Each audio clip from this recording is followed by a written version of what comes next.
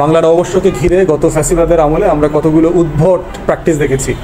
তার ভিতরে একটা হচ্ছে মঙ্গল শোভাযাত্রার নামে এক হিন্দু ধর্মের বিভিন্ন প্রতিকৃতিকে সামনে নিয়ে আসা, পূজনীয় করে ফেলা। হিন্দু ধর্মের ভাই বোনরা তাদের ধর্মবিশ্বাস মোতাবেক মূর্তি বানাবেন, পূজা করবেন, তার যে যা যা করণীয় তার ধর্ম মোতাবেক শতভাগ করবেন। এই শতভাগ করবার জন্য এই রাষ্ট্রের নাগরিক আকারে, অংশীজন আকারে, দল আকারে, রাজনৈতিক কর্মী আকারে আমাদের যার যা করবার দরকার সব কিছু আমরা করব। যেভাবে গণ অভ্যুত্থানের পক্ষে আমরা সবাই মিলে আলেম ওলামায়ে কেরাম, ইসলামী দল, তাবলিগ, তারপরে মাদ্রাসার ছাত্ররা মিলে মন্দির পাহারা দিয়েছি, আমরা রাত করে করে রোটেশন করে করে মন্দির পাহারা দিয়েছি, গির্জা পাহারা দিয়েছি।